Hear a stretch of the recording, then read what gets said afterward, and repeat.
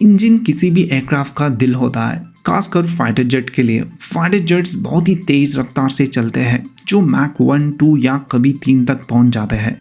ऐसी रफ्तार पर इंजन की बहुत ज़्यादा कंप्रेशन सहना पड़ता है, जिसके लिए इंजीनियरिंग और डेवलपमेंट बहुत ही चैलेंज होता है।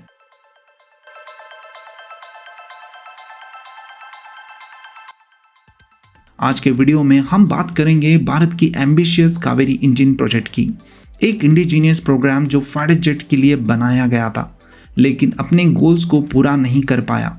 लगभग 3 दशकों तक डेवलपमेंट चलने के बाद भी ये इंजन ऑपरेशनल रिक्वायरमेंट को मीट नहीं कर सका। ये सफ़र शुरू होता है 1986 में, जब भारत के डिफेंस मिनिस्टर ने DRDO को ऑथराइज किया था इंडिजीनियस पावर प्लांट डेवलप करने के लिए, जो लाइट कॉम्बैट एयरक्राफ्ट है, तेजस को पावर दे सके। शुरुआत में प्लान था American GF404 after burning turbofan engine को यूज करने का, लेकिन भारत ने अपना खुद का इंजन बनाने का फैसला भी किया। इसकी जिम्मेदारी गैस टर्बाइन रिसर्च एस्टैब्लिशमेंट और DRDO को दी गई।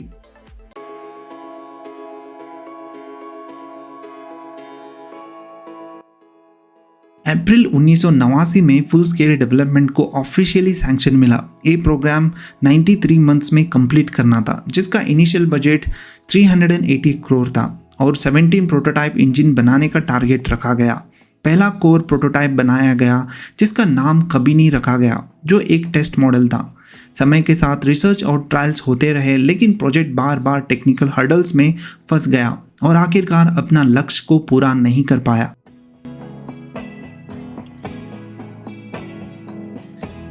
इस वीडियो में हम देखेंगे कावेरी इंजन क्यों फेल हुआ, कौन सा लिमिटेशन था और भारत ने इन चैलेंज को फ्यूचर में कैसे ओवरकम करने की कोशिश कर रहा है।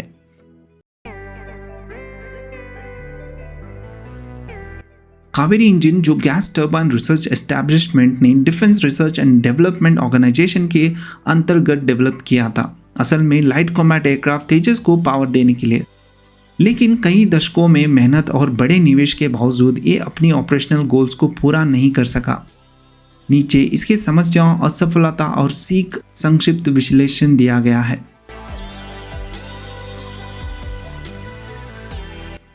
क्यों कावेरी इंजन सफल नहीं हो सका? नंबर 1, टेक्नोलॉजिकल जटिलता और ज्ञान की कमी।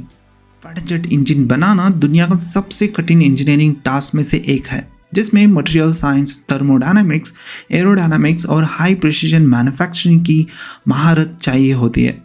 भारत के पास एडवांस टर्बोफैन बनाने का पहला तजुर्बा नहीं था।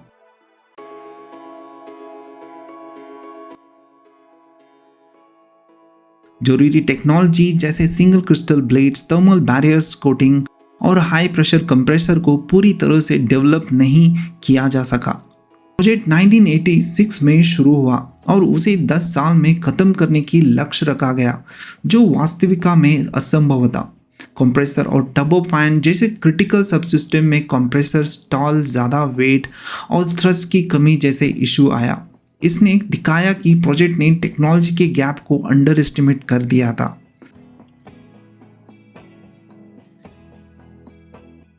कमजोर इंडस्ट्रियल इकोसिस्टम। USA, रशिया या फ्रांस के मुकाबले भारत के एरोस्पेस सेक्टर में मैच्योर सप्लाई चेन और टेस्टिंग इंफ्रास्ट्रक्चर की कमी थी। क्रिटिकल कंपोनेंट्स और मटेरियल के लिए इंपोर्ट पर निर्भर रहना पड़ा, जिसने डिले और कंपैटिबिलिटी प्रॉब्लम को जन्म दिया। शुरुआत में भारत ने सेल्फ रिलायंस पर जोर दिया और फॉरेन एक्सपर्टीज को कम ही लाया। इसी वजह से प्रोजेक्ट की रफ्तार धीमी रही। फ्रांस की स्कीमा अब सैफरन के साथ बाद में हुआ सहयोग प्रोग्राम को बचा नहीं सका। ट्रस्ट की कमी और performance issue. Target issue 81 to 90 kilo Newton's with after burner चाहिए था। एक्चुअल ट्रस्ट में 70 to 75 किलो न्यूटन्स, जो तेजस के लिए काफी नहीं था।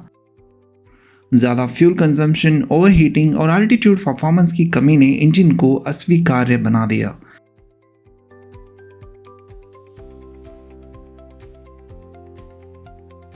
ब्यूरोक्रेटिक हर्डल्स, बदलते रिक्वायरमेंट और टेस्टिंग में देर ने प्रोजेक्ट को पीछे कर दिया। हाई अल्टीट्यूड टेस्ट के लिए भारत के पास फैसिलिटीज नहीं थे, इसलिए रशिया की ग्रोमोव फ्लाइट रिसर्च इंस्टीट्यूट पर निर्भर रहना पड़ा, जिससे और खर्चा और डिले होगा।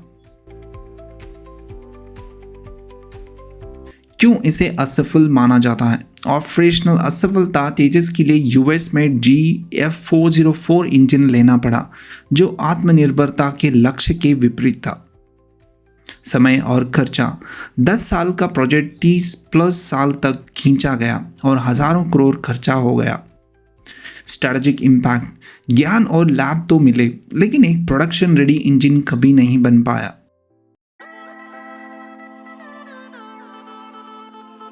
कितना पैसा खर्च हुआ? कुल एस्टिमेट कॉस्ट 2000 से लेकर 2500 करोड़ तक इसमें एस्टिमेटेड कॉस्ट एक्सपेंस हुआ। इसमें शामिल था डिज़ाइन, प्रोटोटाइप और टेस्टिंग के खर्चा और R&D और टेस्टिंग इंफ्रास्ट्रक्चर बनाने की निवेश, फॉरेन कोलैबोरेशन जैसे स्कीमा कंसल्टेंसी और रशियन टेस्टिंग। 2014 के बाद एडिशनल खर्चा हुआ जब तक 250 million euro saffron technology transfer deal के अंदर साइन हुआ था। वर्तमान स्थिति और सिल्वर लाइनिंग, कावेरी प्रोग्राम को पूरी तरह से बंद नहीं किया गया है। कावेरी में गैस टर्बाइन इंजन के विकास हुआ जो नेवल यूज के लिए प्रॉमिसिंग था। UAE और नॉन कॉम्बैट प्लेटफॉर्म में इस्तेमाल पर विचार चल रहा है। वैल्यूएबल एक्सपर्टाइज, लैब्स और इंफ्रास्ट्रक्चर फ्यूचर प्रोजेक्ट के लिए तैयार हो गया। DRDO सैफरन कोलैबोरेशन से अमका के लिए नया इंजन बनाने की तैयारी हो रहा है।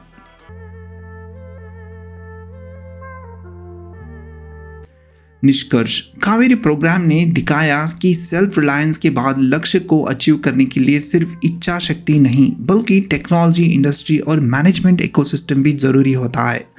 ये तेजस को पावर देने में असफल रहा, लेकिन इसमें भारत के एरोस्पेस सेक्टर को वैल्यूएबल नॉलेज और फाउंडेशन दिया। अब भारत की एक प्रोग्रामेटिक अप्रोच ले रहा है, इंडिजीनियस R&D के साथ फॉरेन पार्टनरशिप, ताकि वही गलतियां दोबारा ना हो। आप क्या सोचते हैं कावेरी इंजन के बारे में? अपना राय कमेंट्स में बताइए। धन्यवाद।